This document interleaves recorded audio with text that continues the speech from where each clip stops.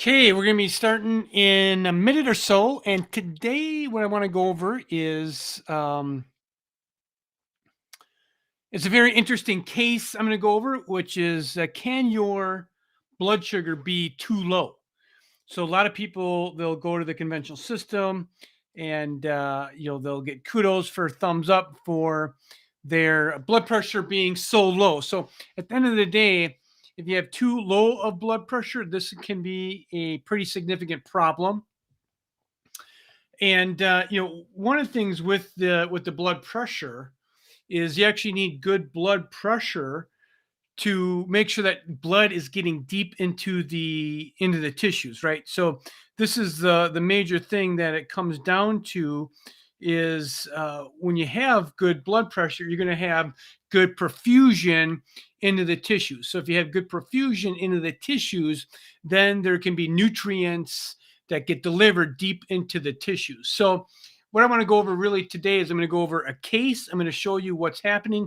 Now, one of the things is when you look at getting someone better, when you look at you getting better, what really needs to happen is you need to take a polytherapy approach. One of the things that I always talk about here is I always talk about making making sure that you have hanging fruit connected, right? So you want to make sure that the low hanging fruit is working, and that you take the low hanging fruit and you grab that, and then you start moving forward from there. So really, the basic low hanging fruit is one of the things is we're going to be talking about blood pressure. So let's go into this case right here so you can understand what I'm talking about. For some reason, I am not coming up on the video here. Let me see. Hang on a second here.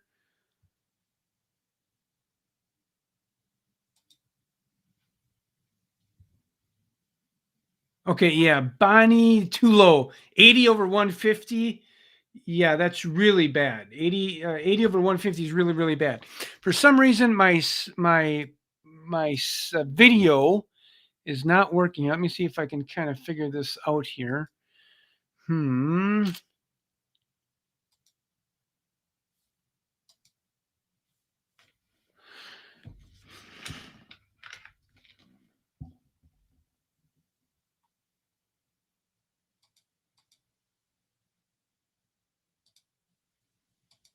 Oh, here we go. Okay.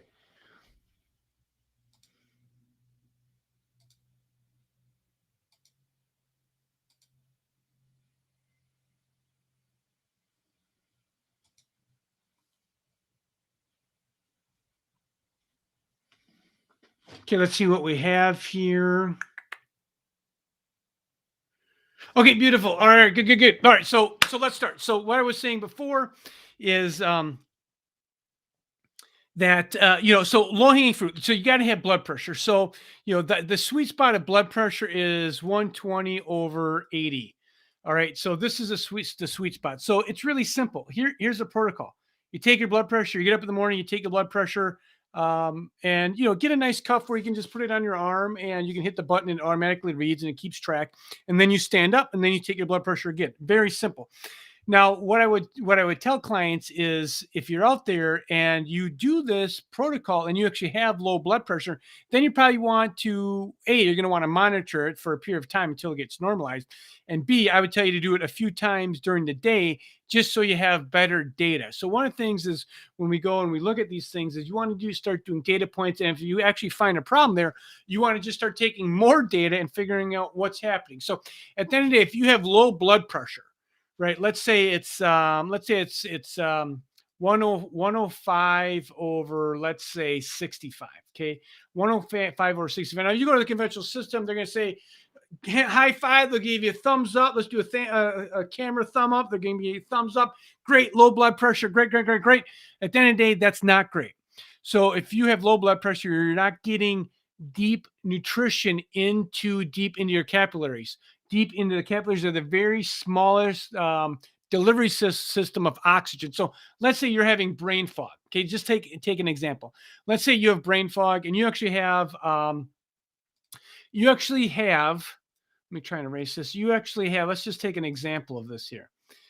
You have brain fog and you are fatigued. So let's say you do your blood pressure and it's 105 over 65, right? And you have this low blood pressure, and you take the most expensive vitamins. You take the most expensive glutathione. You take the most expensive NAC. You take a liposomal this vitamin and liposomal that vitamin. You do all these different things, and you get IV injections or whatever you do. But at the end of the day, if you have low suboptimal blood pressure, that nutrients, all that money that you spent on getting those nutrients isn't going to get deep into the tissue. So what I want to go over right now is I want to go over a case. This is an actual live case of one of my clients right here. And this here is she's a 71-year-old female. She doesn't live in this country. She's out of this country. So wherever you are in the world, if you're listening to this, make sure that you give me a thumbs up, you subscribe to my station, share the content. This is very, very simple process that you can do this at home. And at the end of the day, if you have low blood pressure, great. If you don't, then you don't, right? So then you can figure it out. At least this component isn't being missed. All right, so let me go over some of her readings, which I think are the very interesting thing. So this is the first time. So July 21st, because she's out of the country, they do their dates a little bit different. So July 30th, 2021. And this is when she just started working with me, and she was just starting to change some of her diet. So we worked on her diet. We worked on a lot of different things. But this right here, I want to take this right here. I'm going to blow this up right here so everyone can see this. So this date right here. All right, let's start with this date right here. Let's go down here. So this is July 31st. Let's just go over blood pressure. Blood pressure is 114 over 69. Okay, 114 over 69. So what does that tell you? This is low. This is way, way too low. 120 over 80 is ideal. Now, actually, what the research shows is this number right here, the smaller number, is actually the most important number out of the two when it comes to low blood pressure. Okay, so right away, we have something that's non-optimal. Okay, so that was the first reading. Now we have August 1st. Check this out, man. This is 108 over 57, right? So this is sitting. And then when she was standing, it went up. So 108 over 57. 57, there is just not enough pressure to deliver oxygen to your muscles. So if you're suffering out there from, let's say, fibromyalgia, let's say brain fog, brain fatigue, you are not going to get enough oxygen delivery to the muscles to actually heal your muscles. Now, what happens is when you have poor oxygen delivery, you're also going to have poor mitochondria status. Mitochondria need oxygen to make energy. So now we have this whole snowball effect out here, guys, that's happening, and your case will just get worse and worse and worse. And this is a simple thing to do to determine, to see if you actually have low blood pressure. So 108 over 56. Let's move down. So here I tried to make a PDF of this.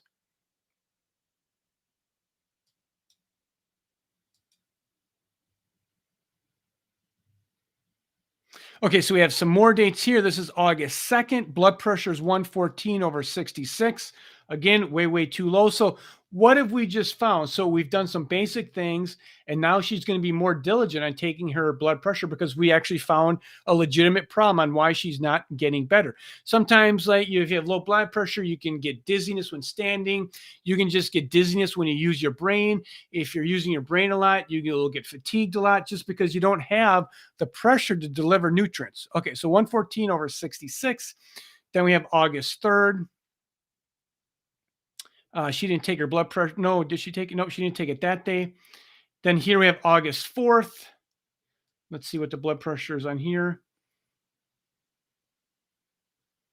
Okay, here's a blood pressure, 110 over 58. 110 over 58, way, way too low. This is a problem. So, I mean, right away, what are we finding? This is kind of exciting, right? So why would this be exciting? Because we found a problem that no one's actually addressed among other problems. Here we go here. This is going to be August 6th. Blood pressure is 105 over 64. So the good news is what? We found a problem. We found a problem that no one else has found. So that's significant. So now what I'm going to show you is I'm going to show you the after results. And this is where we've implemented some things, multiple things. But one of the things that you can do simply is if you actually have low blood pressure is you can just add sea salt to your drink or to your water. So there's the whole protocol that I did with her. We did multiple things, but one of the things was adding salt. So let's go here. So now we have, you can see right here. So this is October 19th. What do we see with the blood pressure right here? It's gone way up, 146 over 192. So this is way, way, way better than having one blood pressure of 105 over 59 or 105 over 69, right? So this is good blood pressure. Right here, we have 136 over 87. So remember, 120 over 80, that's the sweet spot, right? So we might have overshot a little bit, but we can actually figure this out. But guess what? Guess what's happened since we figured out this and got her blood pressure better? She's way better. She's doing 1,000 times better with this protocol. We did other things, but this was a critical protocol. I can guarantee you, we didn't find this problem and we did all the things that we've done to her case, she would not be getting the results that she's getting because you're not going to get better with low blood pressure. So this is what I find really commonly is, let's say that you have low blood pressure and you're slightly anemic, right? So I'm just going to go to the questions. If you have questions, you can put in the chat. Yeah, so this right here, Uncle Clark, Unkai Clark. So 80, 68 or 48 is way, way, way too low. But then other times it can be 200 over 100. So what does that tell me right there? So that tells me if you have blood pressure that's high and then blood pressure that's low, this is telling me that you have some kind of autonomic dysfunction, that your nervous system isn't functioning properly. So this is another thing that you have to rule out. Like, what's the function of your brain? How's your brain functioning? Do you have a brain fog? Do you have brain fatigue? Have you had concussions? Like, if your brain's not well, your brain helps regulate your blood pressure, right? So if you're prone to having low blood pressure, plus you have a brain injury or something to that effect, that will cause more problems down the road, right? So I'm just going to give you guys a case because this is very, very common. What I see come in is clients that have chronic problems. Generally speaking, they have low blood pressure. This is across the board.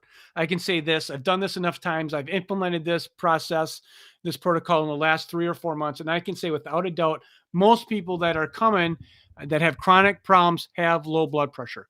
Now, if you have low blood pressure and on top of that, you have suboptimal iron.